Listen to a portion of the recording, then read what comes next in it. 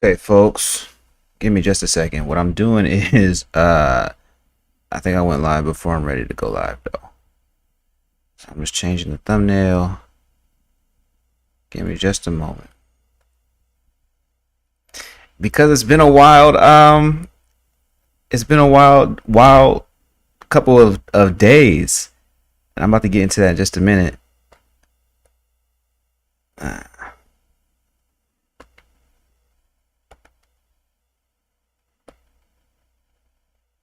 all right.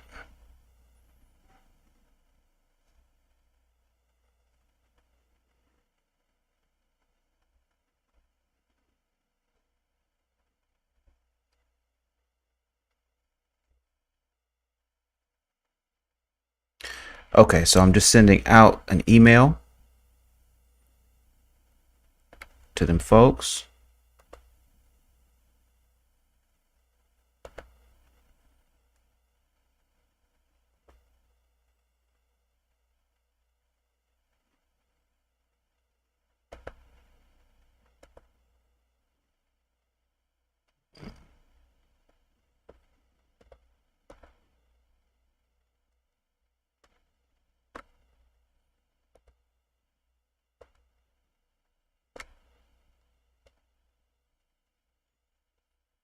This is like the worst. Sometimes you hit a live button before you're ready to go live. And when that happens, people just gotta sit and watch you look crazy for a second. Maybe that never happens to anybody else, but die. Okay.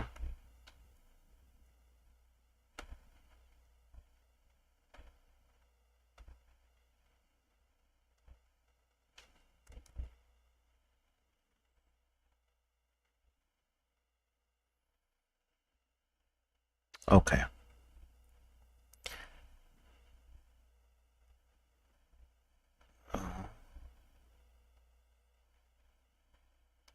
And we're almost in. Let me see if I can check the levels here. Do.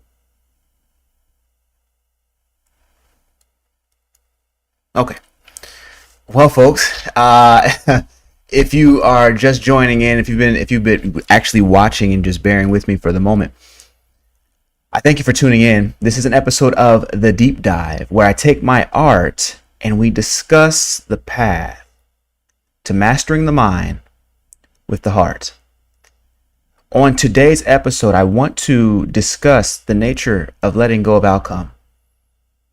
And when I say letting go of outcome, I mean letting go of attachment to outcome. One of the things that just happened to me this past week, I literally just got back to Austin from Atlanta, working with people who, complete strangers on the street. I can't wait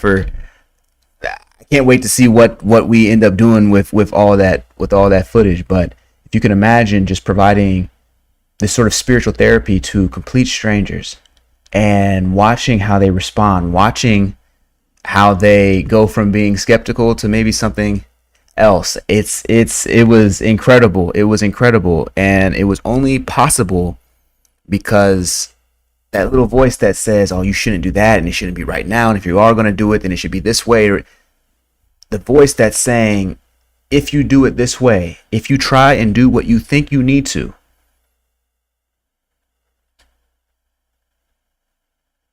if the outcome isn't exactly what you want it to be, you shouldn't do it at all. Right? That's the thinking that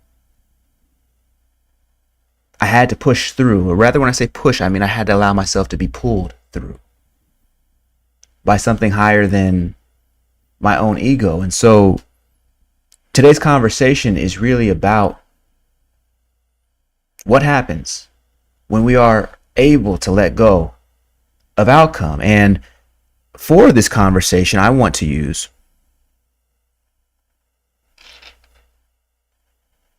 a piece on the channel, and it is actually inspired by a conversation that I had with a young woman named Shay.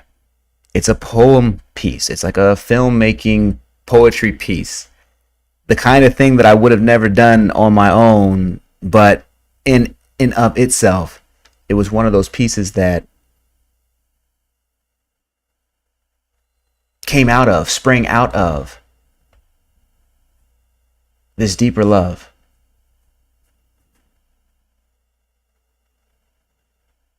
And so as we pull this in and pull this up, I think I can hear people moving around here. As I pull this up, I'm going to use the actual poem itself, play it, stop it, and break down the components that will end up leading to this deeper understanding. Let's go ahead and begin.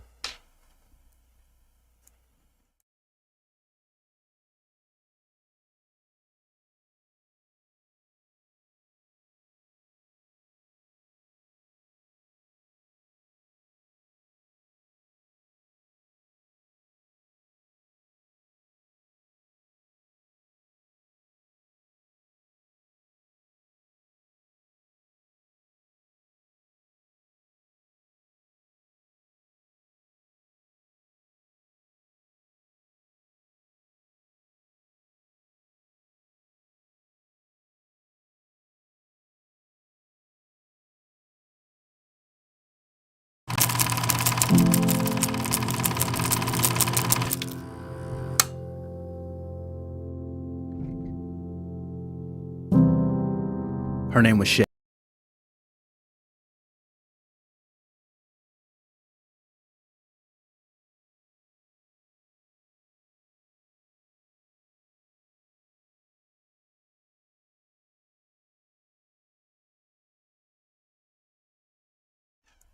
Okay, so I'm just letting y'all know what's going on. So someone's telling me Felicity's actually telling me I need to allow lives. I think we're good. I think she just is overthinking a bit. Here we go. Oh, shout out to the twins. Shout out to the twins. I do see you that you have come in the room.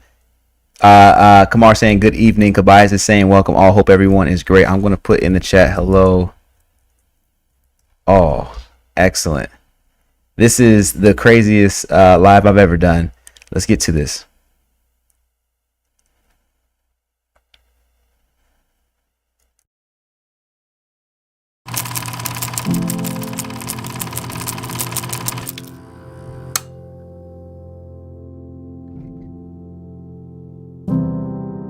Her name was Shay. She says her mind makes her doubt herself, overthinker stuck in trauma, she rarely touts herself. Believes she's not enough to reroute herself to her vision, which was to change the American legal system so she didn't choose the reality she lives in or the power that's within her. Didn't feel good enough for getting called a consequence of missing trust. And even though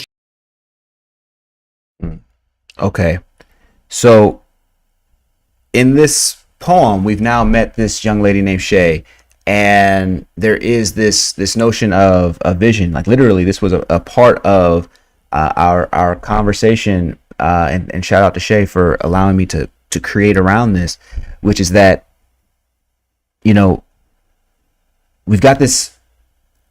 It's one thing to have a vision, but notice that tacit in the vision is also an expectation of not only what it should be, but also how it should be, right? There's an attachment to when our visions feel like they're not coming to fruition quickly enough.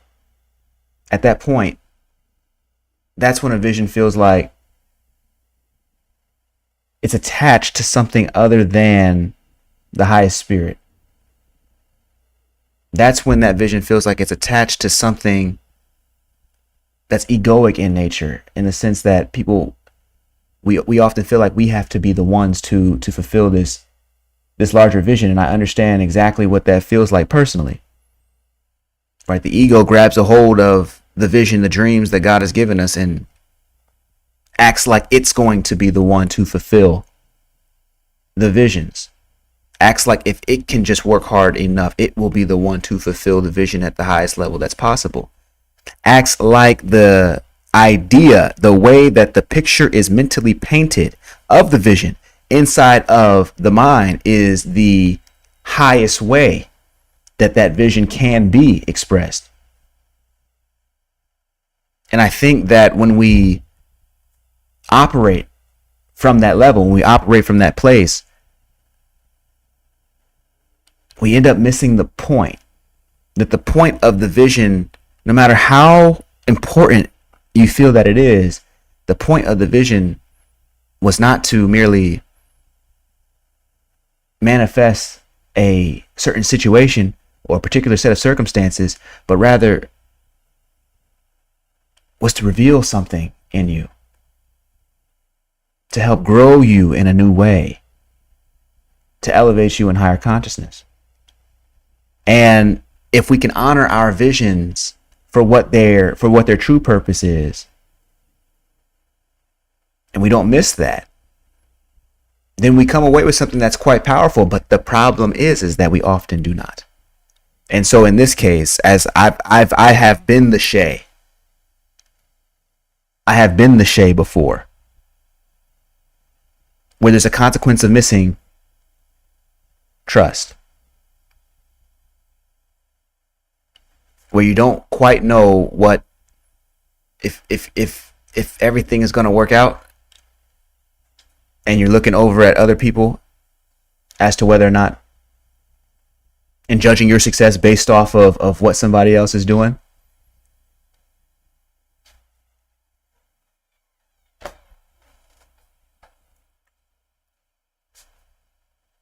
This is the core challenge. And particularly, it gets even more difficult. It gets even worse when you start stacking and compounding trauma on top of it. In other words, not only do you have this vision, but you also have the tacit belief that you don't have enough in you in order to fulfill it. Ooh. There's also the low-key belief that you do not have the equipment necessary for building out this greater vision. So now you've got trauma, plus a vision that is divine, plus an egoic consciousness that believes that if it is to be, it is up to tiny me, not to superior, supreme, the all-encompassing self, but to tiny me. Dude, for people who are just coming in the room, I was just saying that I just came back from the city of Atlanta, and we were filming, giving therapy to people on the streets, complete strangers on the streets. And there would be moments in time when I wanted to leave. We literally walked 40 miles over these 5 days, just talking to people, getting rejected, the whole thing, but then also serving, and it was wild. And one of the things that happened is there would be some days where I was like, okay, let's just get up out of here. You know what I'm saying? Let's go get some food. Let's go get some Thai food. And so we were leaving the area, the park that we were in. Shout out to Piedmont Park in Atlanta. Or is it Piedmont? However y'all say that. Shout out to that city, to that park. So we're leaving this park, and there would be moments in time when I would say, let me just get quiet and let me go do one more. There would be moments in time when I would say, let me get quiet and let me do one more. And what's so interesting is that when I would go back listening to this inner voice, the most profound interactions would happen. But I wouldn't even have gone to Atlanta in the first place if I had still been wrapped up in this notion of if I needed to have an outcome actually work. You know what I'm saying? Like I literally took techniques down there that have not ever been done with strangers. And I only had a few minutes in order to get someone's attention and then bring them unto a new level of peace, or rather to reveal the peace that was already in them. But the point is that doing something like that did not sound enticing to me. It wasn't what I wanted to do. It was not a want. And there was a little bit of that limiting belief of, is this even possible? In the way that I'm talking about it, in the way that I'm discussing, in the techniques that I'm talking about, in kits, in conscious transformation technologies, is it even possible to adapt these for some sort of street performance, some sort of street therapy? Nothing about it seemed exciting. But it's not exciting if I'm trying to achieve an outcome. If I instead ask about the very activity, about going and actually doing the work of being with people and loving on people, is that exciting? Is that loving? I arrive at a different answer. Let me continue with this, because I think that it's getting us to this larger piece. Christy is in the room. Christy is in the room. Hello back. Christy goes by Fuel the Beast Nutrition. She's in the chat. Welcome in. Welcome in, Christy. Okay, let's get back to this. She's highly spiritual. Her meditations are side quests, temporary vacations to realms of divine bliss. But back in everyday life, she's coping with nonsense. So fear is her focus. Trauma plaguing like locusts. Waking up choking on low self-worth. Yeah, she can still sense the difference she's supposed to make. Just doesn't know how to close the gap between her dreams and the time it's supposed to take.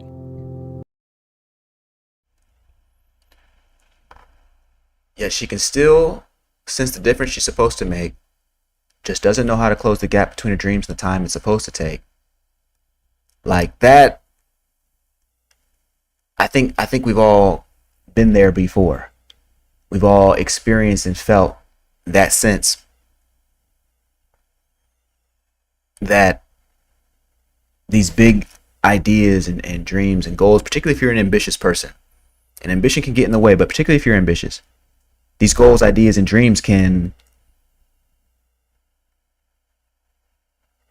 feel so far away, right? And so again, it's not an issue unless it's compounded also with trauma, unless it's compounded also with a sense of a history of people telling you that you're not good enough to deserve what's in you, which is wild. But being able to move through and process that's the work, but only if you know that's the work. Only if you know that it's something you should do. And so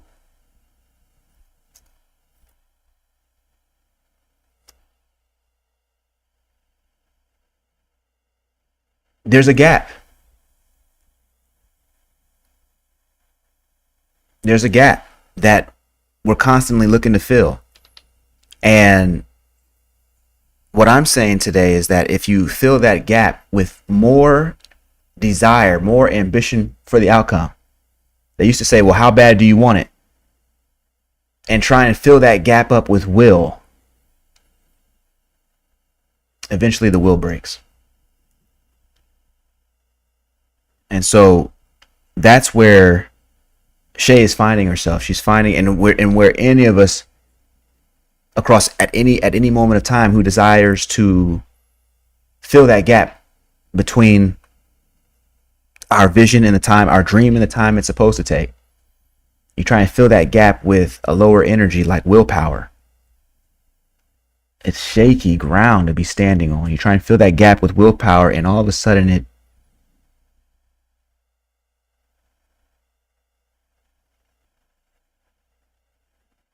it's insufficient, and you find yourself growing weary.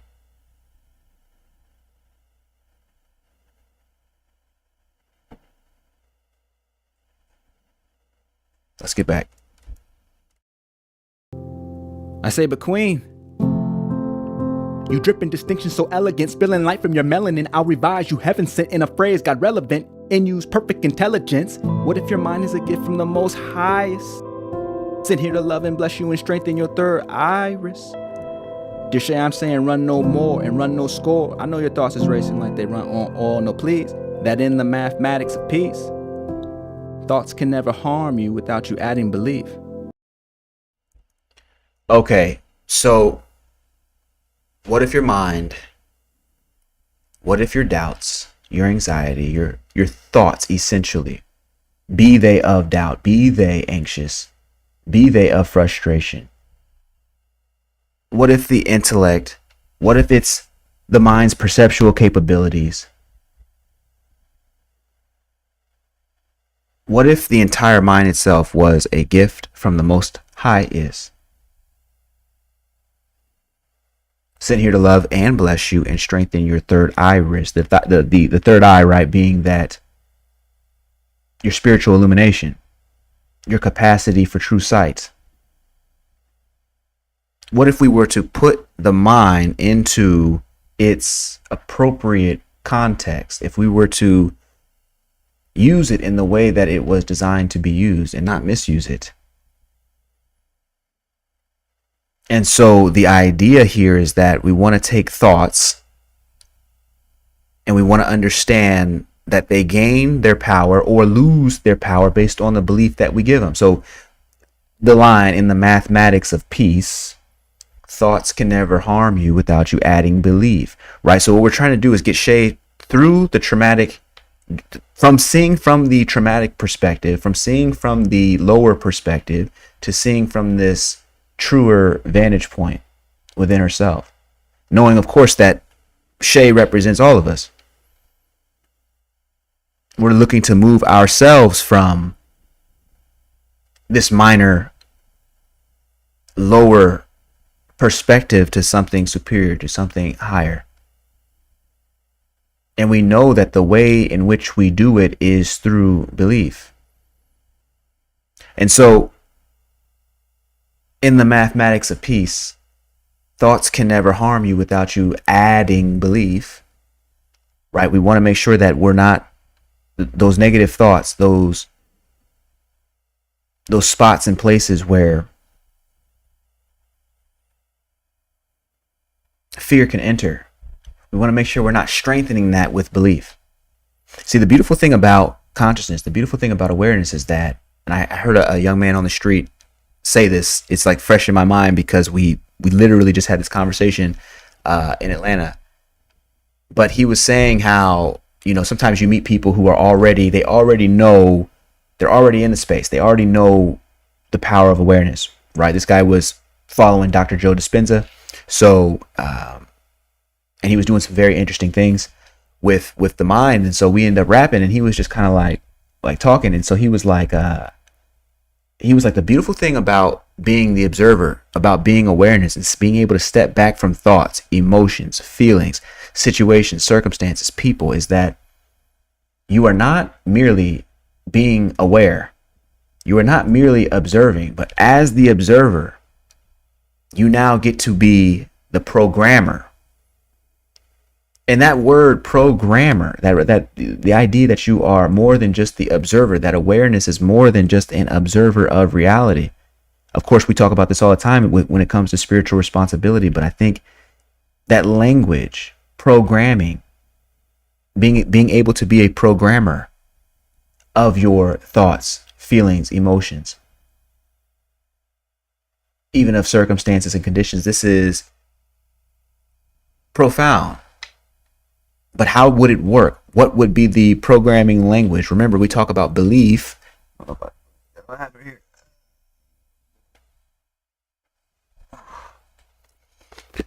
We talk about belief being the software of the mind.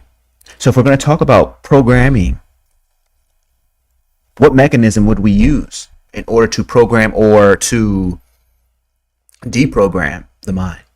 Well, belief would be the primary software that we would use. It would be the language, the programming language that we would be manipulating, right? And so we would want to make sure that when it comes to programming, when it comes to the incessant stream of thoughts that are constantly hitting us, that we're not only observing those thoughts, but that we're in a position to decide where our belief goes. And when we do decide, when we do find that there's a belief that's attached to a thought that we do not wish to have,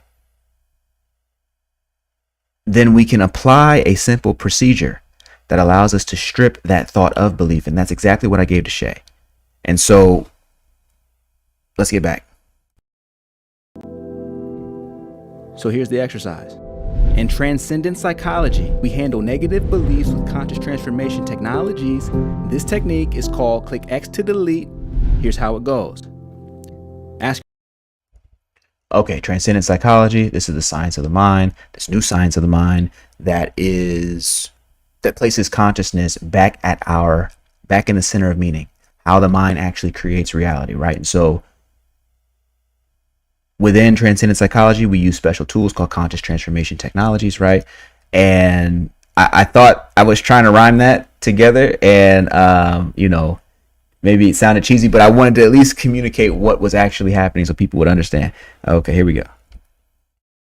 Ask yourself, what if belief were a substance you could manipulate with your mind? Become aware of your thoughts, including each unit of time you've been given them. Notice how much belief.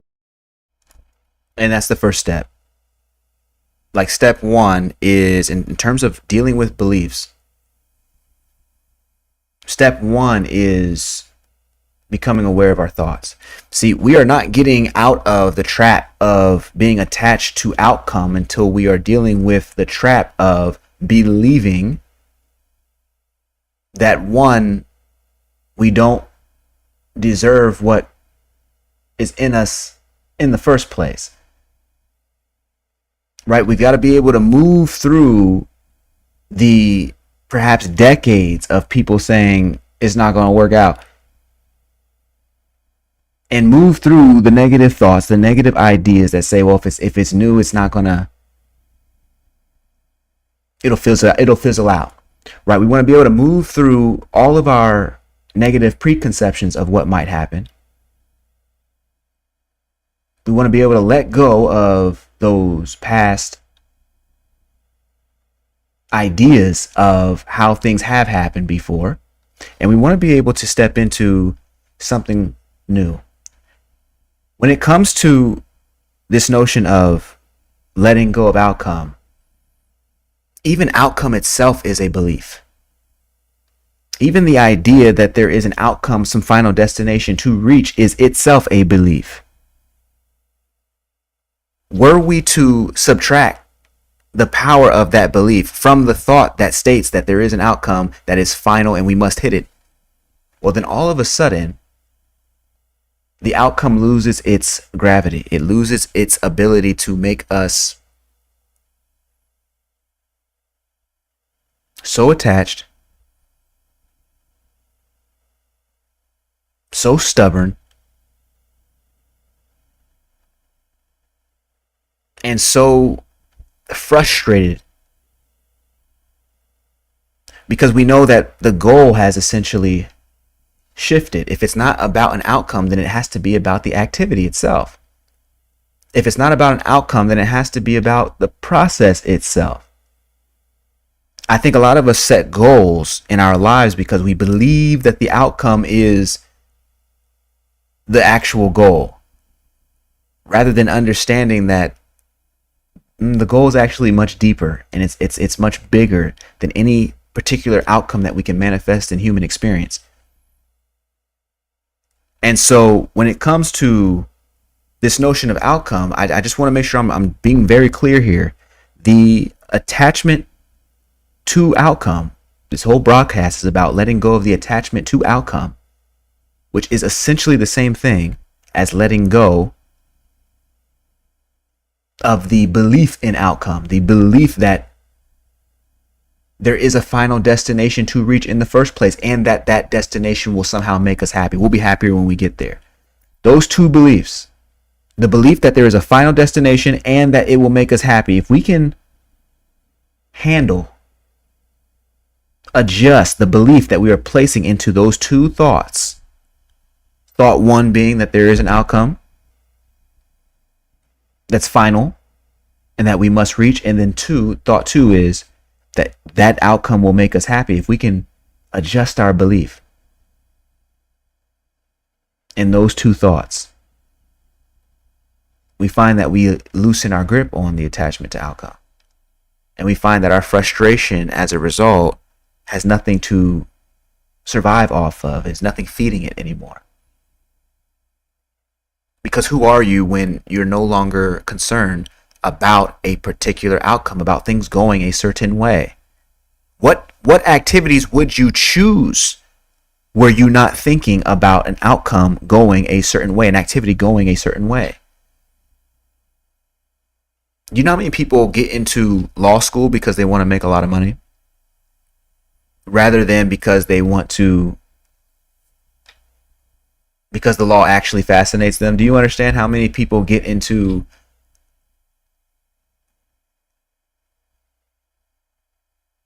music because they actually think that that's going to be the way to come up? Sports because they think that's the way, that they believe that's where the financial windfall is. They're after an outcome. But if you notice that in every single domain, without exception, the greatest performers, the greatest athletes, the greatest lawyers, the greatest business folks, the game is the point. The point of doing the activity is the game itself. So for them, it becomes an infinite game, something that you do for itself. The fact that there is a financial component to it is wonderful, but the infinite game is the point. And that's the difference between art, something that you're doing for love, versus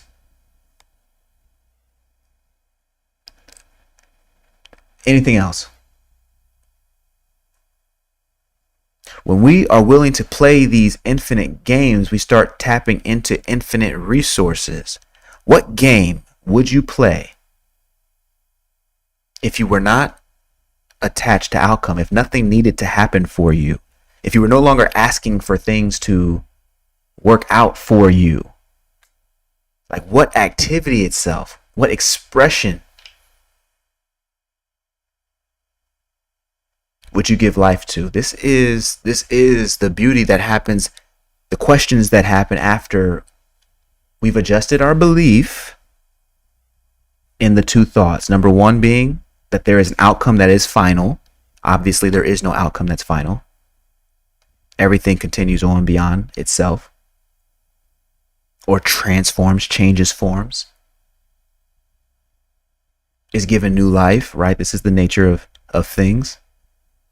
And thought number two, adjusting our belief in thought number two, which is that whatever that outcome is, it's going to make us happy. It's going to make us fulfilled, give us peace.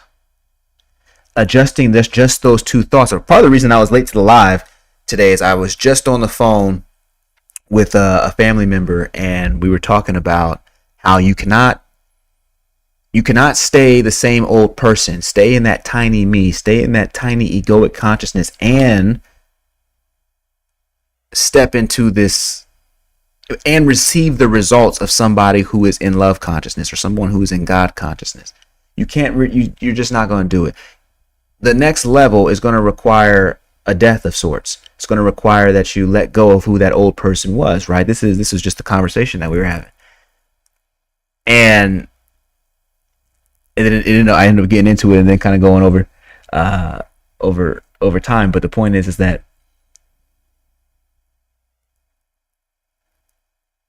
we're not getting to any next level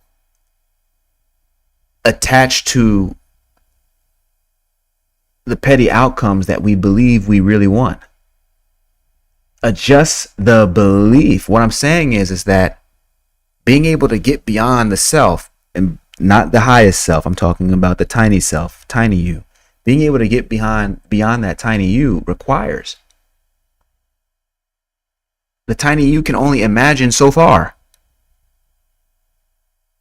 And therefore its goals, the outcomes that it sets in order to pace itself towards so that it can actually be happy one day in the future. Those outcomes are always small. Those goals are always small. And not only that, you're stressed all the way to them. And so the life force becomes small. It thins out. I think it's a new stage of human evolution to be able to live fully, and allow for the activity itself to be the point. The point of running is running. The point of dancing is dancing. It's not to get an Emmy nomination. Even if you have a goal of an Emmy nomination, okay, that's great for the dancing part. Even if you have a goal of giving an I guess you call it an Emmy or a Tony or an Oscar for some sort of choreography work. I'm talking to the people who are artists or call themselves artists, but they are, instead of looking to stretch the available means of the craft, they're looking for a check, right? There's a difference there. There is a difference. There is a difference. One is attached to the outcome, the other one is not. And so if we can get to this place where we're adjusting our belief in the two thoughts, one, that the outcome is final and that we need to get there, and then two, the thought that that outcome is going to make us happy, then we start to be able to live in a different mode of expression. One where we are stretching the available limits of the craft, of the self, where the tiny you could never go because it would never think to leave its compartmentalized container. It would never think to venture out into something that was unknown. It would never feel comfortable surviving in the unknown territories of time and space. And so as a result of that, it just does what it knows. Tiny you just does what it knows. What we're saying is all the frustration that comes with doing what is supposed to work but it's not, that frustration is a result of being attached to outcome. And remember, being attached to outcome has to do with the level of belief that we are placing in the outcome in the first place. The belief, number one, that that outcome is final and that it's going to make us that we should get it. And then thought number two, which is that outcome is going to make us happy. Adjusting our belief in those changes things. But there's also adjusting the belief that in our traumatic experiences,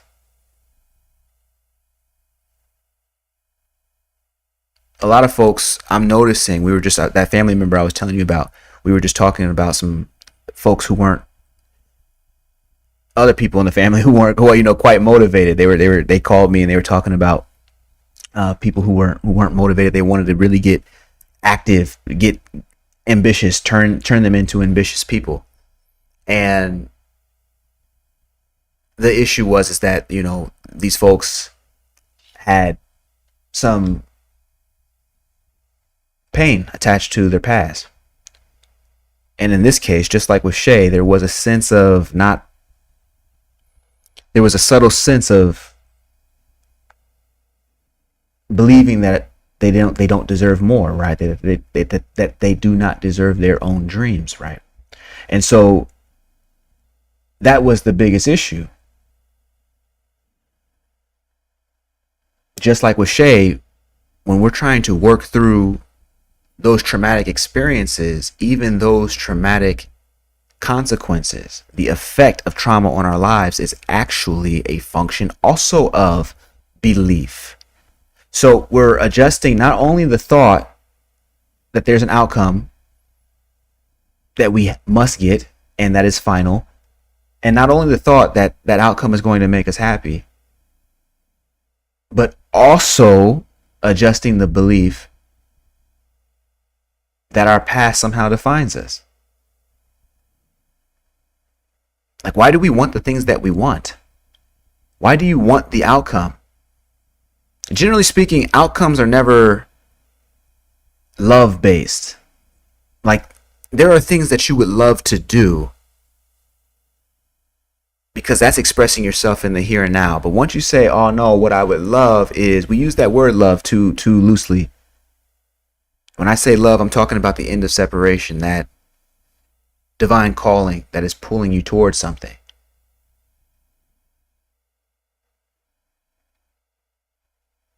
typically that is not a finished goal.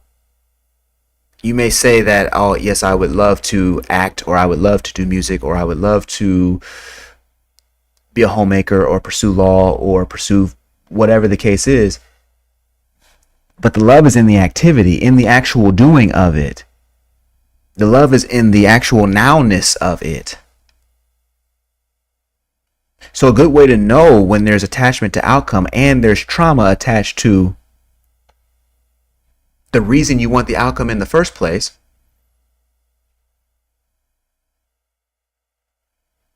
is to ask yourself, why do I want this actual outcome? What is it about this new home that I want? What is it about this new job that I want?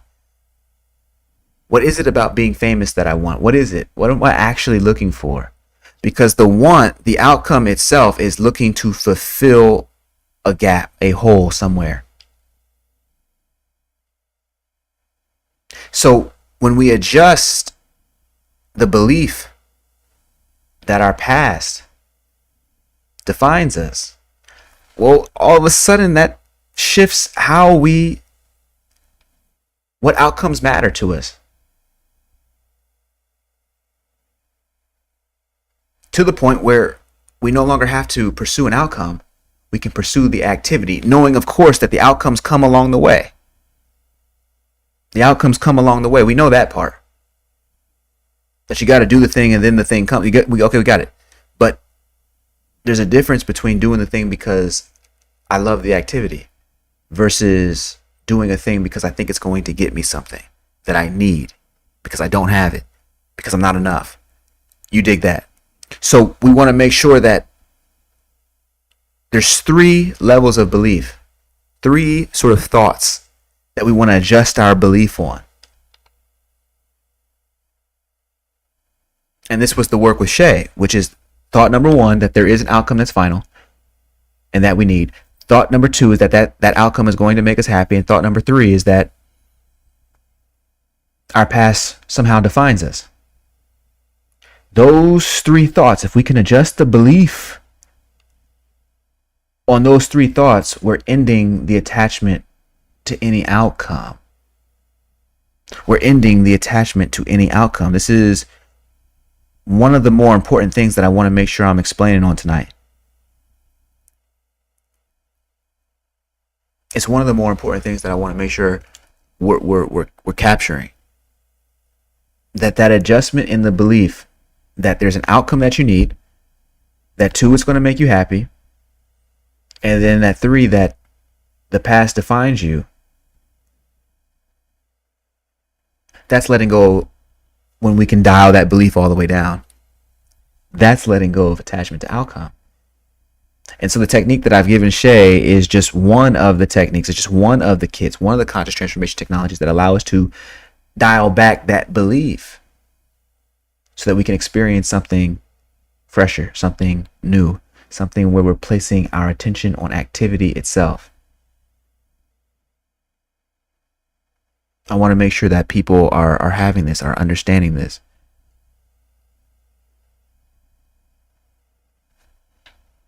Let's get back.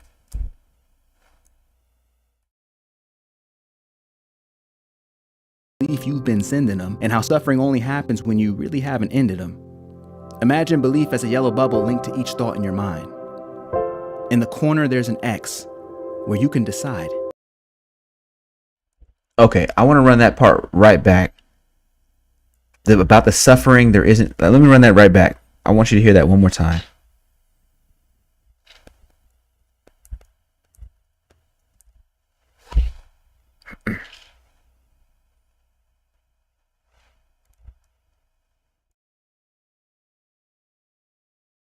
Notice how much belief you've been sending them, and how suffering only happens when you really haven't ended them. Imagine belief as a yellow bubble. Imagine how much belief you've been sending them. So notice we have, in order for this technique to work, the advice was to place, the instructions were to place Shay back into this state of awareness. Become aware of every thought that you're having and each moment of time that you've been spending with these thoughts. Just simply remain as that observer. Remember that when we are the observer in that moment, we also become the programmer. And so in this case, the observer is understanding that belief is the primary substance that gives thoughts their reality. And as a result of that, if we can dial back that belief, we end the reality of that thought, including its subsequent suffering. That's the part that we want to make sure we're really keyed in on here. Here we go. Bubble linked to each thought in your mind. In the corner, there's an X where you can decide to delete belief from your thoughts completely. Go ahead and try. We waited. Okay, so click X to delete. We imagine that belief itself, we need to imagine it as a substance, as an energy that we are adding to beliefs. That we're adding to thoughts. And so we have this belief as this yellow bubble, and we see it in our minds attached to the particular thought that's giving us an issue. In this case, the thought that the past somehow defines Shay, right? That's the sort of core belief that we are working with. By imagining that belief as a substance that can be manipulated with the mind, we click off, we change, we remove the substance of belief from that thought. And we find that that changes immediately the nature of how we feel. And as a consequence, the nature of what we do.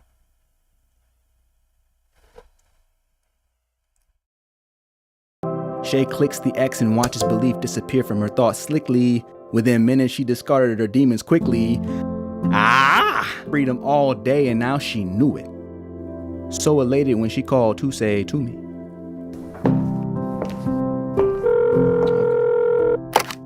I didn't feel like I was valuable enough to get the things that I desired because where I came from. And once I thought about it, I broke down and cried. But once I pushed that X and the bubble disappeared, I didn't believe that anymore. I couldn't even think of that belief. It just would not pop back in my head at all. And that is just the whole life-changing experience, and that's why I had to message you. I needed Shawn to mentor me, to take me to the last final step, getting to my purpose.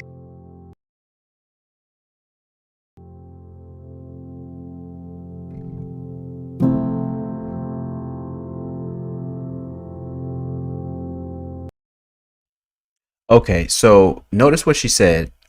Notice what Shay said at the end, that once the belief is gone, it's actually harder to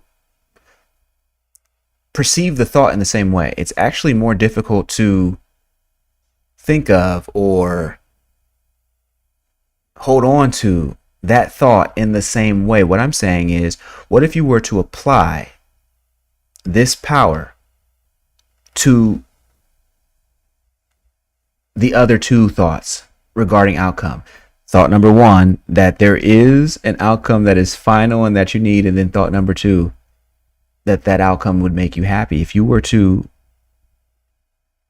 identify those core thoughts and the belief that you're attaching to them, and then click that X to delete the belief from the thoughts.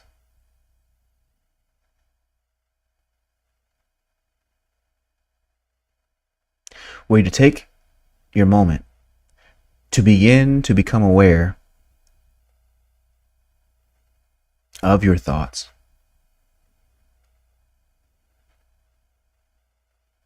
And to begin to become aware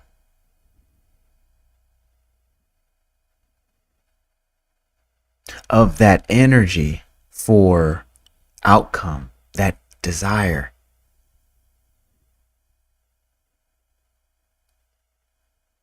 Look into the desire and you see that there is a thought there at the core of that desire for the outcome. At the core of the desire for the outcome is the thought that if I get this outcome, I will be completed. My life will be better. I'll be more of who I am.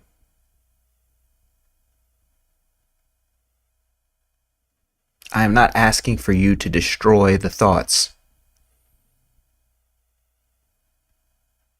I'm asking for you to withdraw your belief from the thoughts so you can make a new choice.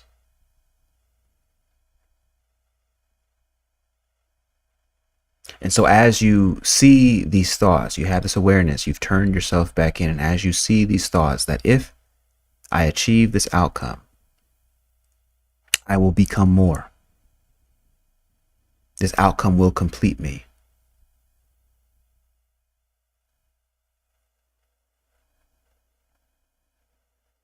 See belief as a substance attached to the thought that this outcome will complete me. And in your mind's eye, notice there is a little X attached to the belief that is connected to the thought, this outcome will complete me.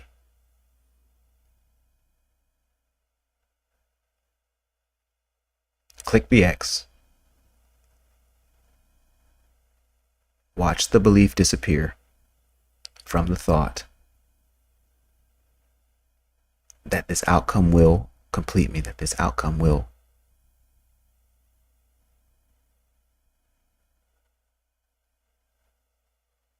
make me whole.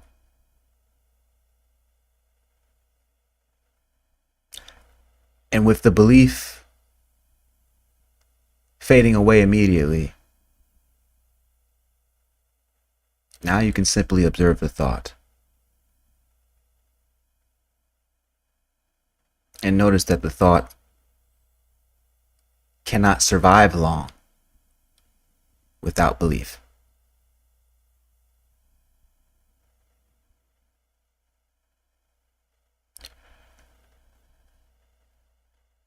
This core work of having this ability anytime inside of your own mind to withdraw belief from the thoughts that do not serve you, including the ones that are attached to outcome.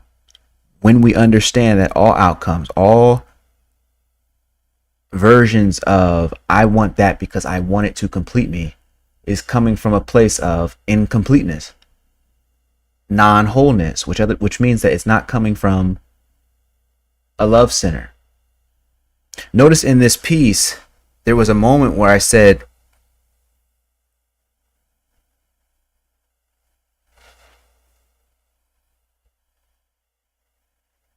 that when we retract belief, we're ending all suffering.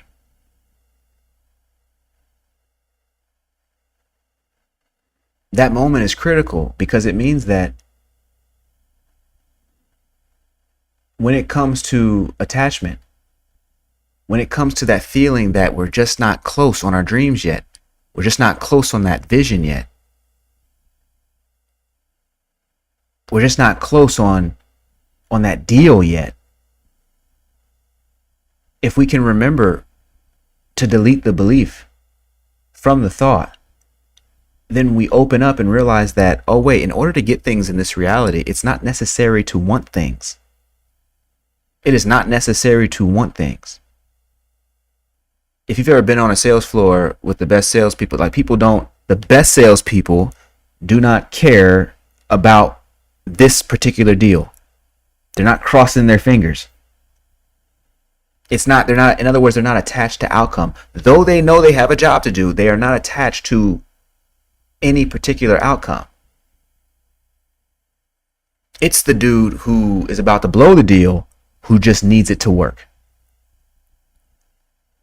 And so the same is true not just in selling, but also, or in business, but also in art.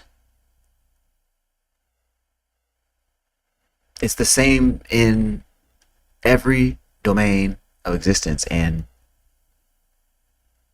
the point is that all the suffering that comes as a result of believing that a circumstance will complete you, or a situation will complete you, or an outcome will complete you, is a function of inappropriate belief invested. Take the investment back. Take the investment of belief back.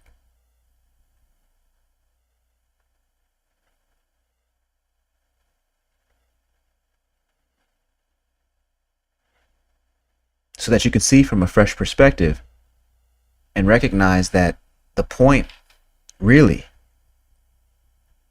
of any activity is the love with which that activity is.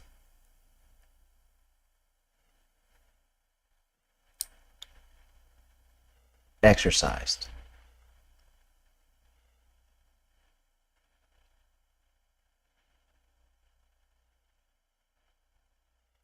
Click X to delete is one of those kits, one of those conscious transformation technologies. We say kits for short. It's one of those kits that you can use in seconds.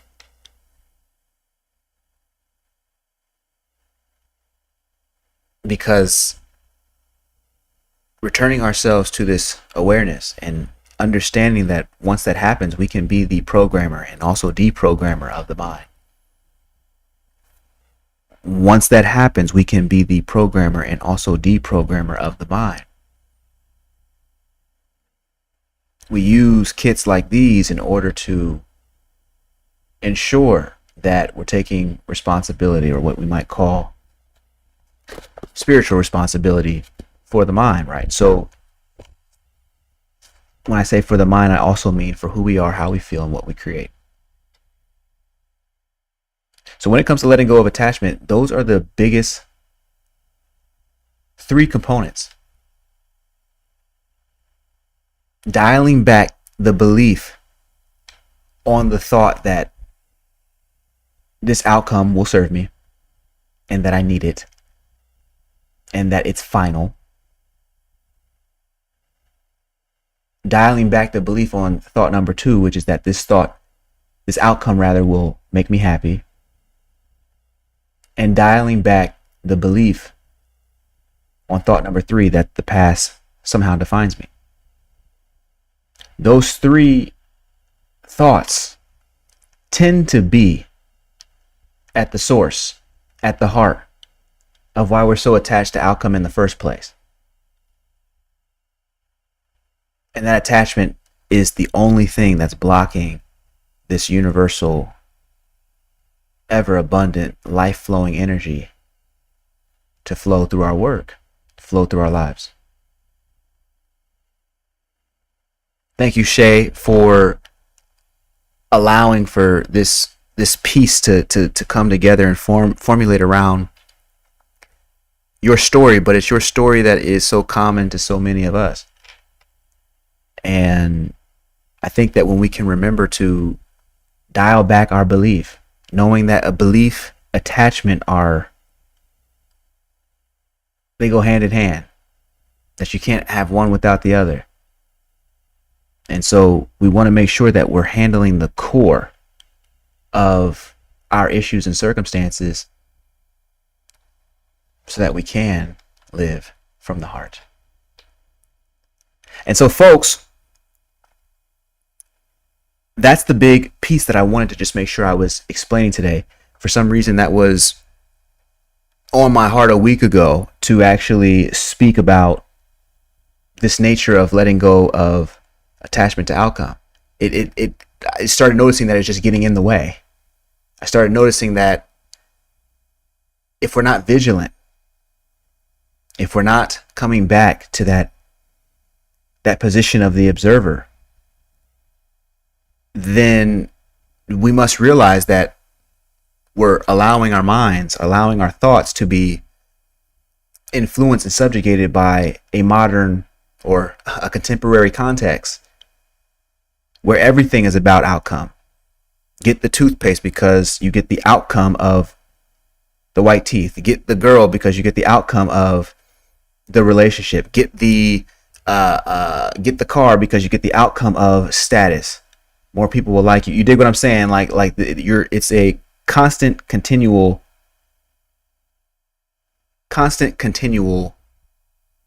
bombardment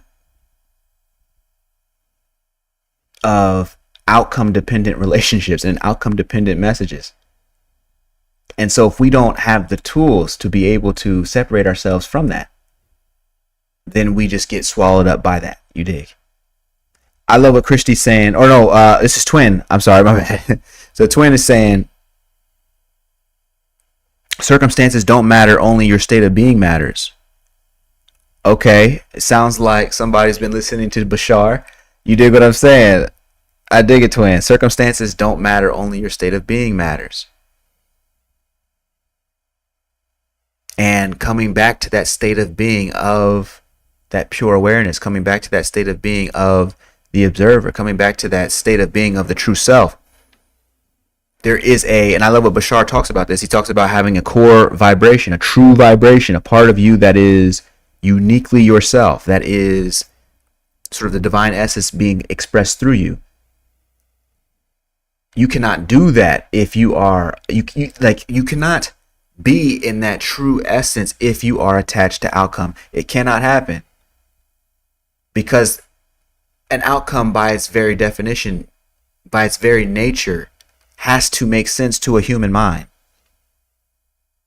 But what can actually transpire, what may actually happen, may not make sense, may be so much greater than you could have ever imagined, that in you being attached to that outcome, you miss the truth of the situation. You miss the truth of what was actually possible. Shout out to Bashar for I think making that the most clear that I've seen. Bashar says, circumstances don't matter, only your state of being matters. And so we want to make sure that state of being is peaceful, that we've let go of these thoughts that believe that there's an outcome or a circumstance external to yourself that's going to complete you. In fact, a lot of what's happening right now is this whole concept of manifestation, right? People want to know how to manifest certain things, but I noticed that people want to manifest outcomes. Let me see if I can say that. I noticed that people want to manifest outcomes: the car, the house, the relationship, the money, the health bill, the bill of health, right? They want to reduce a disease. I'm not saying there's anything wrong with that. I'm just saying that the attachment to any of those things needing to happen misses the point. The greater point being that any of those things can happen simply by allowing for this greater flow of energy to access and touch every aspect of our lives. And if I throw an outcome on it that it needs to, I throw a condition on it that this energy must do what I ask it to, and I try and put limits on the infinite,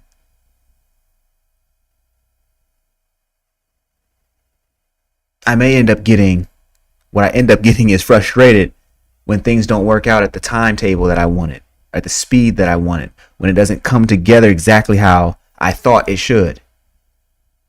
That creates the very suffering that conditions the self, conditions you to experience even more suffering. Because now you're vibrating in a frequency of pain. And so it only makes sense to go and try and enter into more limiting experiences, things that you think are going to help you get just a little bit of a leg up, handling all the tasks that are urgent but none that are important. And so ending up with less than you even wanted. Only state of being matters. And folks, with that, this notion of letting go of this attachment to outcome, of making sure that we know that attachment to outcome is a function of belief, and that we have the power to control belief, to program belief, if we're willing to stand as this observer, stand as pure, unadulterated awareness, and place our attention onto the thoughts that say we need.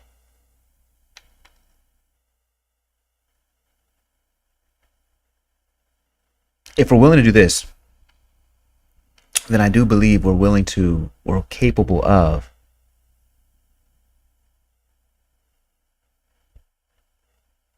seeing a new dramatic shift in consciousness, where situations that other people would look to avoid, we can step into, because we're no longer concerned about how things work out. This past weekend for me was a sort of the most recent complete example for myself of that, of going to a place when I could have been anywhere else and just doing what was the heart work, just doing the activity itself, regardless of how it turns out. I don't know how it turns out. I would meet people and they would be like, "Oh, so you're around here? Are you from around here?" And I would be like, I'm from Texas, and I don't really know what I'm doing here. I just know that I need to be here." It was like that. It was like I would say, I don't know. They would ask me like, why are you doing this? What do you get out of this? And people would say, "You get content out of this? You came all the way over here just for some content?" Like okay. It's almost as if people don't have a way to understand what you're doing if it's not connected to some outcome. And so rather than me sit here and try and explain all that, I was just like, listen, I'm just doing what I love. You know what I'm saying? And I just kind of leave it at that. But I didn't have another way to explain it outside of that. That this is just an expression of how this being wants to operate in this moment. How it wants to move in this moment. 8-hour days of just going back and forth across this park and running down on people and looking to just express this love with them. That was the whole point. Generally speaking, I think we like to have things planned out in advance, 2 months, 3 months, 4 months in advance. But this was just one of those things that it's just kind of a go thing. Like I knew what I wanted to do, but it was just kind of a go thing. And so it occurred to me that once we make this shift into doing and operating with from a frequency that's outside of outcome, that will include an outcome. There will be an outcome. An outcome is guaranteed, but we don't know what it is yet, but it is guaranteed. There is an outcome that's guaranteed. But moving independently of whatever that outcome would be, moving purely based off the activity itself, I started to notice that there was even more, like it's like once you do something, you can do even more of it. Once you start operating from a certain frequency, you can do even more of it. In big ways or small ways, once you start operating from that frequency, it happens even more. You're able to access more, It's like you can hear the beacon. What makes the signal stronger? I noticed that the signal of love gets stronger. I don't know if you're very new, you may not know that my whole purpose right now is just about doing what I love. Somehow, maybe 2 years ago or 3 years ago, I was just like, I'm on this kick. If it's not love, I don't really need to be doing it. But this past weekend, I will say this. I will share this part. Like, Even the book Spiritual Responsibility talks about true freedom, right? Inner peace, outer prosperity. That's true freedom as it's defined inside of the book, right? But I started getting to a place, and I was talking to the camera, the cameraman. He's actually very, very talented. We were talking at lunch one day, and I was just like, this love thing is beyond freedom, in the sense that, like, the only reason any of us want to be free in the first place is so that we can do what we love. The only reason anybody even wants to have the financial freedom, the health freedom, the relational freedom, any of the freedoms that we're talking about, is so that we can express this love energy. And so if I know that, then it's not freedom that's the most important thing for me. It's actually the love. And if you're a person who, spent a long time chasing freedom, or then getting freedom, got you. The point for me was realizing that, oh yeah, like this is beyond freedom. It's beyond freedom. Freedom is only good if I can do what I love. If I'm just completely free, then I just waste all my time, or or wandering aimlessly or whatever. You're bored all the time. Nah. Freedom is this love thing, or rather, this love thing is beyond freedom. And so, being able to express, to let go of the outcome. You can't have the love thing if it's still attachment to outcome. That attachment to outcome will actually ruin any endeavor, even if it's an endeavor that you love. The attachment to outcome will make you start trying to cut corners in order to get things faster. Will make you, if you make music or you make art or you make content or whatever the case is, you'll start trying to do things because you think an audience will like it. You think it'll make you go faster. It'll make you reach your goals and objectives faster, dude. That contaminates the energy in the sense that it stops it from flowing.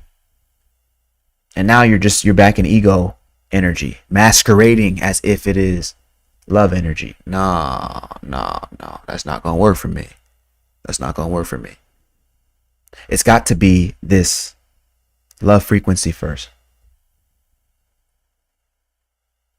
And so if you were to abide in this concept of the love frequency, what I call the love frequency, this ability where you're just doing what you love, when you love it, how you love it, the way you love it, for reasons that you love, with who you love, you dig that? Like, if you're just doing those things in every moment, there can be no attachment to outcome. The outcome is the love part. I mean, that's the thing that you're doing it for in the first place. And so I think that when we're talking about attachment to outcome, we want to make sure that the antithesis, the opposite of being guided by outcome, is being guided by love. And you can approximate that most easily if you return to this observer position, to this awareness. Watch the thoughts that are appearing to you and withdraw belief from the thoughts that simply are not true, from the thoughts that do not support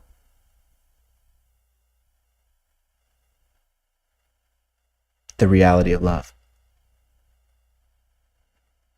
The beautiful thing about love is that it's always complete. So any thought that's saying, oh, you need something else in order to complete you, would be antithetical to love. It would be the opposite of love. It would be foolish. And so I think that we want to make sure that we're constantly paying attention in that way. As a result of that, I'm going to say thank you so much for joining me on this deep dive. My hope for you this week is that you are taking your moments to return to this observer, to watch, and to abide in this higher frequency knowing that from this observer position, you are the programmer.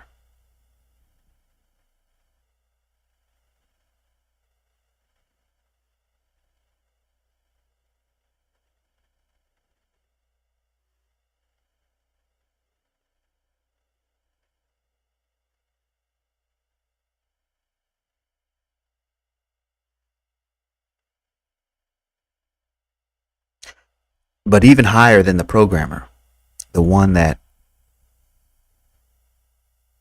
would decide, even higher,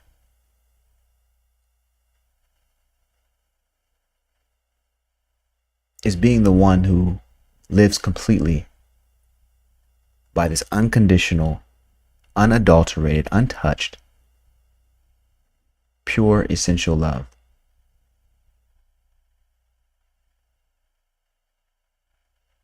Love already knows what it wants, already knows how it wants to express itself, and it can always do so right now. Not motivated by an outcome, only motivated by itself.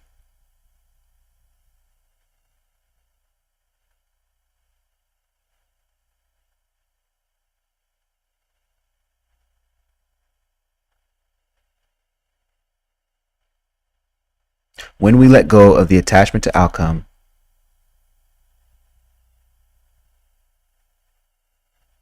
we can allow for love to pull us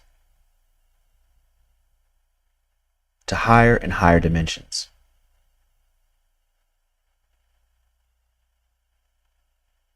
So with that said, I'm going to say